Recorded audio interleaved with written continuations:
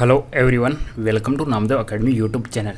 Guys आज से अपने सीरीज स्टार्ट कर रहे हैं राजस्थान जीके के प्रीवियस ईयर क्वेश्चन से। और गाइज ये क्वेश्चन है राजस्थान के अंदर जितने भी एग्जाम्स होती है, चाहे RSMSB की हो या RPSC के द्वारा हो, तो उनके अंदर जितने भी राजस्थान जीके के क्वेश्चन पूछे गए उनको अपन इस वीडियो के अंदर कवर करने वाले हैं। और ये क्वेश्चन आपकी हर एग्जाम्स के लिए मोस्ट इंपॉर्टेंट साबित होगी राजस्थान लेवल पर आप कोई भी एग्जाम दे रहे हो तो सीरीज को गाइज डेली बेसिस पे देखिएगा, आपके लिए बहुत ज़्यादा बेनिफिशियल होगी। इससे पहले गाइज राजस्थान LTC के काफ़ी क्वेश्चंस 8 सेट मैंने अपलोड कर दिए, आप प्ले लिस्ट में जाके देख लीजिएगा।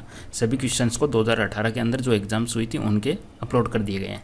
तो आज से अपन क्विज स्टार्ट करेंगे, आपको आंसर देना है कितने क्वेश्चंस के आप आंसर सही कर पा रहे हो। ठीक है, सभी एग्जाम्स हैं जो सभी क्वेश्चंस एग्जाम्स में पूछे गए क्वेश्चन है। तो गाइज शुरुआत करेंगे आज के अपने पहले क्वेश्चन से।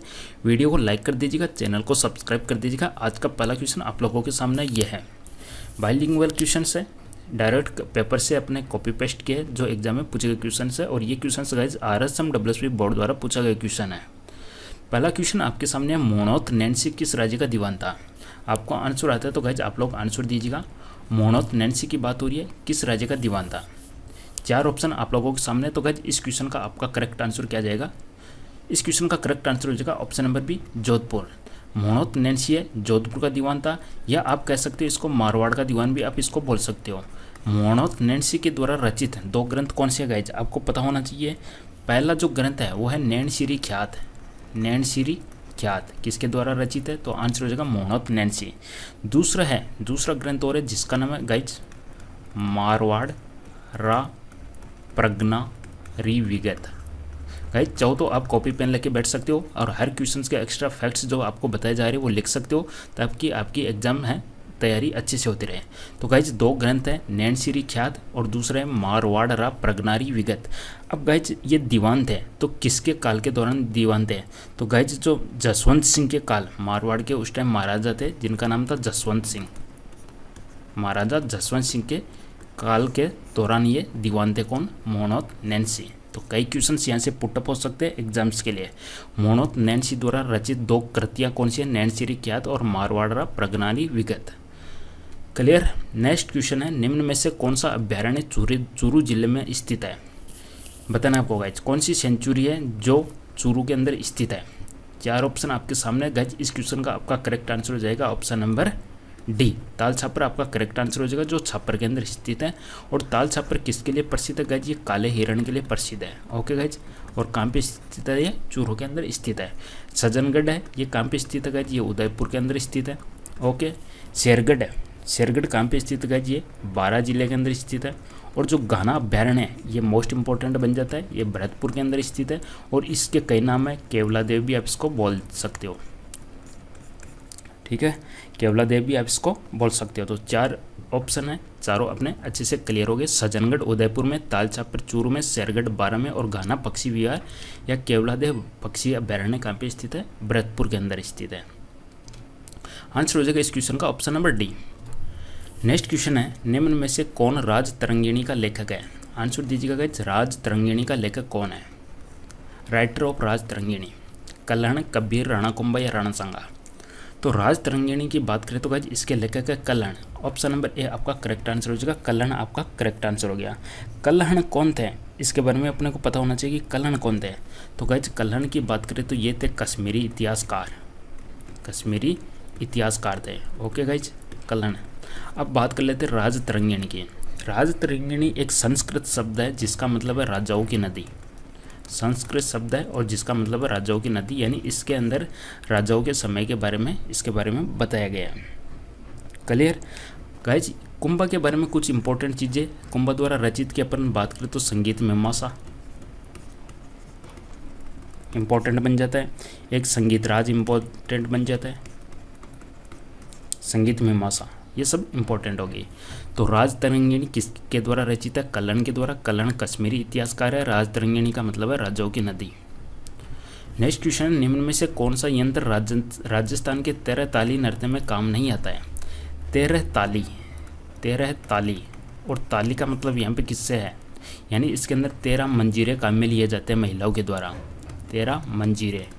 तो इसके अंदर गाइज कौन सा काम नहीं आता। ऑप्शन आपके सामने मंजीरा, तानपुरा, चौतारा या डेरू। तो गाइज इस क्वेश्चन का आंसर हो जाएगा ऑप्शन नंबर डी, डेरू काम नहीं आता है।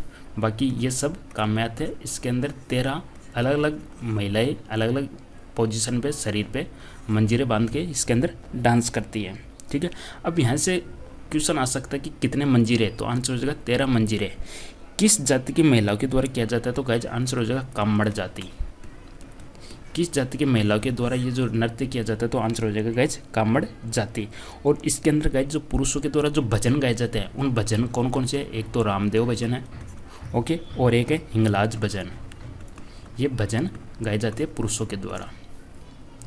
नेक्स्ट क्वेश्चन है, तुंगा का युद्ध किस वर्ष लड़ा गया। 4 ऑप्शन आप लोगों के सामने है। तुंगा का युद्ध किस वर्ष लड़ा गया, तो गाइज आंसर हो जाएगा ऑप्शन नंबर बी 1787। इसकी डेट की बात करें तो गाइज 18 जुलाई 1787 को तुंगा का युद्ध लड़ा गया था। किस किस के बीच में लड़ा गया था गाइज, जयपुर नरेश। जयपुर नरेश कौन थे उस टाइम, स्वाई प्रताप सिंह। जयपुर नरेश स्वाई प्रताप सिंह और मराठा सेनापति कौन थे, मराठा सेनापति थे उस टाइम महादजी सिंधिया। इन दोनों के बीच में लड़ा गया था, ध्यान में रखिएगा। स्वाई प्रताप सिंह और महाजी सिंधिया, और विजेता कौन हुए थे, जयपुर नरेश यहाँ पे विजेता हुए थे। ध्यान रखना, तुंगा का युद्ध 28 जुलाई 1787 जयपुर नरेश और मराठा सेनापति के बीच लड़ा गया था, यानी स्वाई प्रताप सिंह और महाजी सिंधिया के बीच लड़ा गया था। स्वाई प्रताप सिंह जयपुर नरेश को इसके अंदर विजय मिली थी। Okay, next question most important question है, ब्लू पोट्री को राजस्थान में किस शासक द्वारा लाया गया था। ब्लू पोट्री को हिंदी के अंदर क्या बोला जाता है, इसको बोला जाता है नीली। ब्लू को अपन नीला कलर बोलते हैं और नीला मृद भांड है हिंदी के अंदर, ये टर्म्स अपन इसको बोल सकते हैं। राजस्थान में किस शासक के द्वारा लाया गया, तो गाइज ये लाया गया था राम सिंह फर्तम के द्वारा। तो आंसर हो जाएगा ऑप्शन नंबर ए महाराजा राम सिंह फर्तम। अब गाइज देखिएगा, राजस्थान में तो किस शासक के द्वारा लाया गया था, राम सिंह फर्तम के द्वारा। और किस शासक के दौरान ही इसका सबसे ज़्यादा विकास हुआ, सबसे ज़्यादा विकास किसके पीरियड में हुआ था, तो आंसर हो जाएगा आपका राम सिंह द्वितीय। ओके गाइज, ठीक है। अब गाइज राम सिंह द्वितीय ने इसका विकास करने के लिए 2 कुम्हार थे, उनको ये कला सीखने के लिए दिल्ली भेजा था। उन दोनों कुम्हारों के नाम क्या थे, तो एक कुम्हार का तो नाम था चूड़ामन और दूसरे का था कालूराम। इन दोनों को दिल्ली भेजा था किसने, राम सिंह द्वितीय ने, ये ब्लू पोट्री सीखने के लिए। ठीक है, और स्टार्टिंग में अगर बात करें तो सबसे पहले अकबर के शासनकाल में ये ईरान से लाहौर आई थी। अकबर के शासनकाल में ईरान से लाहौर आई थी और लाहौर से जयपुर आई थी राम सिंह फर्तम के द्वारा। क्लियर कट हर चीज़ें। आगे बढ़ते हैं, वीडियो को लाइक शेयर जरूर कीजिएगा गाइस, ताकि अपन जितने ज़्यादा आप लाइक करोगे शेयर करोगे, इसी प्रकार से मैं वीडियोज़ को रेगुलर बनाऊंगा आप लोगों के लिए, जो एग्जाम्स के लिए मोस्ट इंपॉर्टेंट आपकी साबित होगी। अमरशाही किसका नाम है, 4 ऑप्शन आपके सामने हैं। अमरशाही किसका नाम है, जूती, आभूषण, मिट्टी का बर्तन या पगड़ी। तो अमरशाही किसका नाम है, तो गाइस आंसर हो जाएगा अपना पगड़ी। ऑप्शन नंबर डी आपका करेक्ट आंसर हो जाएगा पगड़ी। टंगस्टन का उत्पादन निम्न में से कहाँ की खदान में होता है, मोस्ट इंपॉर्टेंट क्वेश्चन है, और राजस्थान के अंदर एकमात्र प्रसिद्ध खदान है टंगस्टन के लिए। गाइस आंसर क्या हो जाएगा, यहाँ पे आंसर हो जाएगा आपका option number A Degana. Degana कहाँ पे पड़ता है, ये नागौर डिस्ट्रिक्ट के अंदर पड़ता है। ठीक है, डेगाना आपका करेक्ट आंसर हो जाएगा, जो नागौर डिस्ट्रिक्ट के अंदर पड़ता है। नेक्स्ट क्वेश्चन है, कर्क रेखा राजस्थान के किस भाग से गुजरती है। राजस्थान के 2 डिस्ट्रिक्ट को कवर करती है। दोनों डिस्ट्रिक्ट कौन कौन से हैं, एक डिस्ट्रिक्ट है आपका बांसवाड़ा और एक डिस्ट्रिक्ट है आपका डूंगरपुर। और ये दोनों डिस्ट्रिक्ट है राजस्थान के मैप के अंदर आप देखोगे तो किस पोजीशन में पड़ता है, तो ये दोनों साउथ में आ जाती है। तो इस क्वेश्चन का अपना करेक्ट आंसर हो जाएगा दक्षिण। Okay guys, option number B आपका करेक्ट आंसर हो जाएगा। तो कर्क रेखा राजस्थान किस भाग से गुजरती है, दक्षिण भाग से गुजरती है, 2 डिस्ट्रिक्ट को कवर करती है, बांसवाड़ा और डूंगरपुर। एक क्वेश्चन और आ सकता है कि कर्क रेखा से सबसे ज़्यादा दूर स्थित कौन सा जिला है, तो सबसे ज़्यादा दूर स्थित जिला कौन सा है, गंगानगर। ओके गाइज, यहाँ पे आ गया गंगानगर। नेक्स्ट क्वेश्चन है, उरिया पठार राजस्थान के किस जिले में स्थित है। उरिया पठार, उरिया प्लेटो राजस्थान के किस जिले में स्थित है, सिरोही, उदयपुर, डूंगरपुर या बांसवाड़ा। तो उरिया पठार की बात करें तो ये राजस्थान के सिरोही जिले के अंदर स्थित है और सबसे ऊंचा पठार है। राजस्थान का सबसे ऊंचा पठार कौन सा हो गया, उरिया पठार हो गया, जिसकी हाइट की बात करें तो 1360 मीटर है गाइज। और इसी उरिया पठार ये माउंट आबू के अंदर स्थित है। ओके गाइज, सिरोही के माउंट आबू में स्थित है। और ये जो गुरु शिखर है, गुरु शिखर जो सबसे ऊंची चोटी है सबसे ऊंची चोटी है वो भी कहाँ पे स्थित है, उरिया पठार पे स्थित है। सब चीज़ें क्लियर है। नेक्स्ट क्वेश्चन है, तख्त सागर नामक जलकाय राजस्थान के किस जिले में स्थित है। तख्त सागर ये क्या है जी, एक जलकाय है। तख्त सागर किसके नाम पे पड़ा, ये पड़ा महाराजा तख्त सिंह के नाम पे, महाराजा तख्त सिंह। और महाराजा तख्त सिंह कहाँ के थे, तो आंसर क्या हो जाएगा इस क्वेश्चन का। 4 ऑप्शन है, जोधपुर, जयपुर, जालौर या झुंझुनू। तो तख्त सागर नामक जलकाय राजस्थान के जोधपुर जिले से संबंधित है, जोधपुर जिले के अंदर स्थित है। तो इस क्वेश्चन का आंसर हो जाएगा अपना ऑप्शन नंबर ए।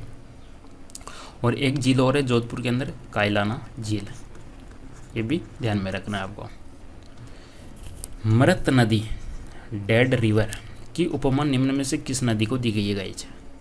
डेड नदी की उपमा किस नदी को दी गई है, कातली, काकानी, साबी या घग्गर। तो मृत नदी की संज्ञा दी गई है घग्गर नदी को। Option number D correct answer हो जाएगा। गाइस 30 क्वेश्चंस का सेट लगाए और लगाएंगे अपन, और अपने आप सेल्फ एनालिसिस करना है आपको कि आप 30 क्वेश्चन में से कितने क्वेश्चन सही कर रहे हो, आपकी कितनी तैयारी है। आपको जरूर डेली बेसिस के ऊपर टेस्ट देखें, एनालिसिस करना है, इसको आप लाइव टेस्ट समझ सकते हो। घग्गर नदी अपना करेक्ट आंसर हो जाएगा। और घग्गर नदी की बात करें तो इसका उद्गम क्या है, तो इसका उद्गम है शिवालिक का पहाड़ियाँ, जो हिमाचल में स्थित है, शिवालिक पहाड़ियाँ, इसको मृत नदी कहा जाता है। पटुआ की हवेली कहाँ स्थित है। क्वेश्चन नंबर 14, जयपुर, झुंझुनू, बीकानेर या जैसलमेर। पटुआ की हवेली कहाँ स्थित है गाइज। पटुआ का मतलब इसको पाटवों ने बनवाया था। और पाटव कौन थे गाइज, पटुआ जाति, या अपन कह सकते हैं पटुआ व्यापारी। एक पटुआ व्यापारी था गाइज, उसके 5 बच्चे थे, 5 लड़के थे, और 5 के लिए उसने अलग अलग हवेलियाँ बनाई थी, ठीक है। और इन 5 हवेलियों को एक साथ कहा जाता है पटुओं की हवेली। समझ गए आप। पटुआ व्यापारी के 5 बच्चे थे और उसने अपने 5 बच्चों के लिए अलग अलग हवेली बनवाई थी, तो इन 5 हवेलियों को एक साथ कहा जाता है पटुओं की हवेली। तो इस क्वेश्चन का आपका करेक्ट आंसर हो जाएगा जैसलमेर। ऑप्शन नंबर डी आपका करेक्ट आंसर हो जाएगा जैसलमेर। नेक्स्ट क्वेश्चन है, निम्न में से कौन सा ग्रासिया जनजाति से संबंधित नृत्य है। ग्रासिया जनजाति से संबंधित नृत्य कौन सा है गाइज। 4 ऑप्शन आपके सामने है, नृत्य से संबंधित क्वेश्चन है। घुड़ला, वालर, गेर या गवरी। क्या आंसर बनेगा यहाँ पे, तो गाइज आंसर जाएगा आपका ऑप्शन नंबर बी के साथ में। वालर है, ग्रासिया से संबंधित है। घुड़ला की बात करें तो गाइज घुड़ला का मतलब होता है छिद्रित मटका। छिद्रित मटका ये सामाजिक नृत्य है, ठीक है। गेर और गवरी ये किसके द्वारा किया जाता है गाइज, ये भील के द्वारा किया जाता है, भील जाति से संबंधित है, ठीक है। तो ग्रासिया से हो गया, वालर हो गया, और एक और होता है मांदल, ये आपको ध्यान होना चाहिए। तो ग्रासिया से संबंधित हो गए वालर, मांदल। गेर और गवरी ये संबंधित है किससे गाइज, भील जनजाति से संबंधित है। घुड़ला का मतलब होता है छिद्रित मटका, यानी मटके में छेद है। राजस्थान में नगर निगम की श्रेणी में आने के लिए शहर की जनसंख्या सीमा क्या होनी चाहिए। नगर निगम की श्रेणी में शहर की जनसंख्या सीमा क्या होनी चाहिए, तो यहाँ पे आपका करेक्ट आंसर हो जाएगा ऑप्शन नंबर सी, 5 लाख से अधिक। निम्न में से कौन सा मीराबाई का जन्म स्थान है। मीराबाई का जन्म स्थान पूछा गया गाइज। 4 ऑप्शन है, कुड़की, सादरी, सोजत या मानपुरा। मीराबाई का जन्म स्थान की बात करें तो गाइज आंसर हो जाएगा आपका कुड़की।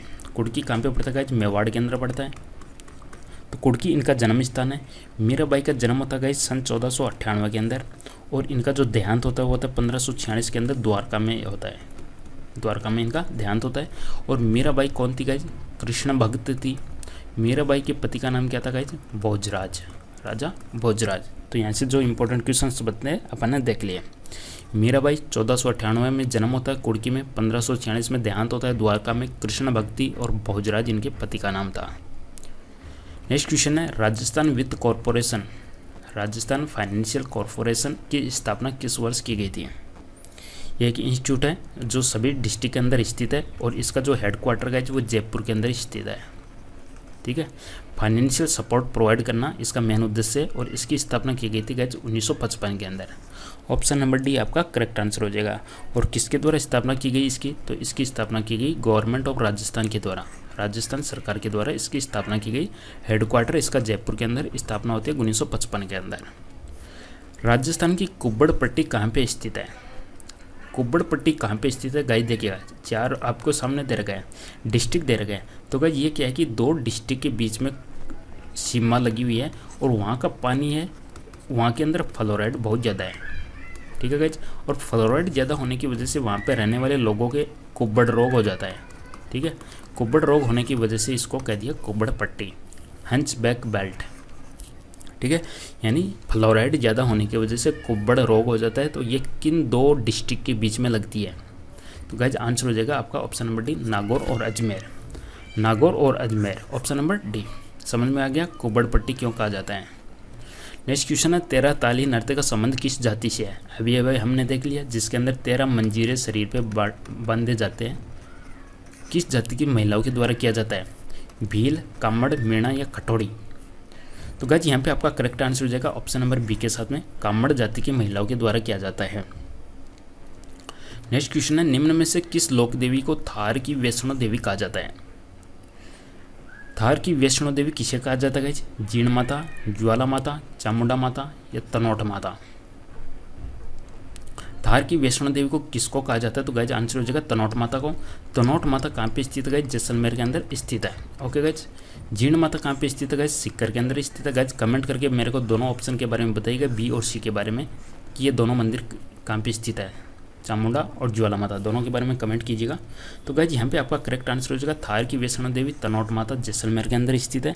और इसकी स्थापना किसने की थी? तो ये की थी गाइज जैसलमेर के नरेश अपन तनु राव के द्वारा। और कब की गई थी गाइज? विक्रम संवत 828 में मंदिर की स्थापना की गई थी, मूर्ति की स्थापना की गई थी तनुराव के द्वारा विक्रम संवत 828, जैसलमेर के अंदर स्थित है। बीएसएफ की जो कह सकते हैं आराध्य देवी कौन है? यही है तनोट माता। गीत गोविंद सार का संबंध निम्न में से किस चित्र शैली से है? गीत गोविंद सार का संबंध किस चित्र शैली से गाइज? मारवाड़, किशनगढ़, मेवाड़ या ढूंढाड़? तो यहाँ पे आपका करेक्ट आंसर हो जाएगा मेवाड़ से। गीत गोविंद सागर एक पेंटिंग है जो मेवाड़ से संबंधित है। आर्टिकल 35A किससे संबंधित है? 35A और 370 का खात्मा हो चुका है। दोनों किससे संबंधित है? जम्मू कश्मीर से संबंधित है। और जम्मू कश्मीर में भी किससे? राज्य के नीति निर्देशक गलत, जम्मू कश्मीर के स्थायी नागरिक, मूल कर्तव्य, जम्मू कश्मीर के गवर्नर की नियुक्ति। बी और डी में से क्या आंसर बनेगा गाइज? यहाँ पे आपका करेक्ट आंसर हो जाएगा option number B, Jammu Kashmir के स्थायी नागरिक से संबंधित है। ठीक है, 35 स्थायी नागरिक से संबंधित था और 370 किससे संबंधित था? यानी 3-4 केसेस छोड़ दे तो बाकी जम्मू कश्मीर का अलग संविधान होता था, वो अलग ही अपने रूल बनाते थे, तो उससे संबंधित था। और 370 हटने से ही 35 ऑटोमेटिक हट गई। और ये 5 अगस्त 2019 को ये दोनों हट गई थी। और ये हटते ही जम्मू कश्मीर 2 केंद्र शासित प्रदेशों में बट गया। एक का नाम था जम्मू कश्मीर और दूसरे का नाम था लद्दाख। ठीक है, और क्वेश्चन आए कि इनकी स्थापना जम्मू कश्मीर केंद्र शासित और लद्दाख केंद्र शासित कब बने? तो आपका आंसर होना चाहिए 31 अक्टूबर 2019 को। ओके गाइज, जम्मू कश्मीर की राजधानी क्या है? आपको पता है कश्मीर और श्रीनगर है। और लद्दाख की राजधानी है लेह है। 10/10/2018 के दिन राजस्थान के मुख्य सूचना आयुक्त कौन है? तो ये पुराना क्वेश्चन है, दोबारा से रिपीट नहीं होगा। आंसर हो जाएगा इसका श्री सुरेश चौधरी। स्मार्ट विलेज योजना की घोषणा किस बजट में की गई? तो इसकी घोषणा किस बजट में की गई? आंसर हो जाएगा 2017-18 के बजट के अंदर सबसे पहले स्मार्ट विलेज, जिस तरीके से मोदी जी ने स्मार्ट सिटी की घोषणा की थी, वैसे स्मार्ट विलेज की घोषणा 2017-18 के अंदर की गई। कौन सा अनुच्छेद मुख्यमंत्री के कार्यों से संबंधित है? ये सभी इंपॉर्टेंट है। 75 भी इंपॉर्टेंट है, आपका 167 भी इंपॉर्टेंट है। तो बताइएगा मुख्यमंत्री के कार्यों से संबंधित अनुच्छेद कौन सा है? तो गाइस आंसर हो जाएगा ऑप्शन नंबर सी। अगर मुख्यमंत्री की बात करें तो अनुच्छेद 167 है। प्रधानमंत्री की नियुक्ति होती है आर्टिकल 75 के थ्रू। तो दोनों इंपॉर्टेंट है, आपको ध्यान में रखना। और गाइज 163 है, राज्यों के जो भी कैबिनेट मिनिस्टर होते हैं वो राज्यपाल को एडवाइस देने से संबंधित है। तो 163 संबंधित है गाइज किससे? राज्यों के जो भी कैबिनेट मिनिस्टर है और राज्यपाल के बीच जो एडवाइस से संबंधित है। और 68 की बात करें तो ये विधानमंडलों के गठन से संबंधित है, विधानमंडल के गठन से संबंधित है। और इसी प्रकार 169 विधान परिषद के गठन से संबंधित है। लोकायुक्त एक संस्था है। लोकायुक्त किस प्रकार की संस्था गाइज? संविधान के अंदर है, स्टैच्यूटरी है, एडवाइजरी है, जुडिशियल है, किस प्रकार की है बताना है आपको। तो लोकायुक्त की बात करें तो किस प्रकार की संस्था है? तो आंसर हो जाएगा आपका option number A, statutory and advisory, सांविधिक और सलाहकारी संस्था है।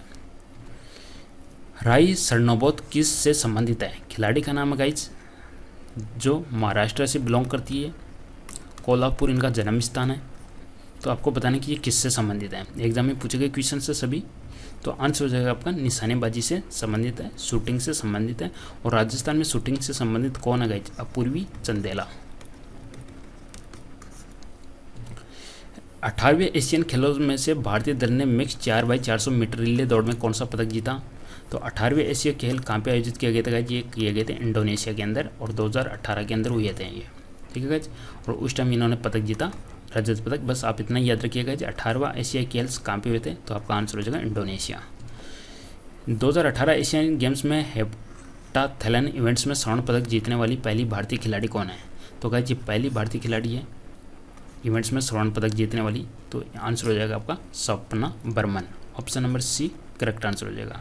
तो भाई ये 2-3 question current affair related question थे जो पेपर में पूछे गए क्वेश्चन थे। बाकी 27-28 क्वेश्चन अपने वही है, राजस्थान जी के क्वेश्चन है। तो इसी सीरीज़ को मैं कंटिन्यू तभी करूँगा जब आप अच्छे से रेस्पॉन्स दोगे, अच्छे से रेस्पॉन्स दीजिएगा, वीडियो को लाइक कीजिएगा, चैनल को सब्सक्राइब कीजिएगा और टेलीग्राम ग्रुप को ज्वाइन कर सकते हो आप गाइज, ताकि आपको नोटिफिकेशन नहीं आता तो लिंक मिल जाए यहाँ पे वीडियो के। तो गाइज वीडियो को लाइक कीजिएगा, चैनल को सब्सक्राइब कीजिएगा। Thank you for watching.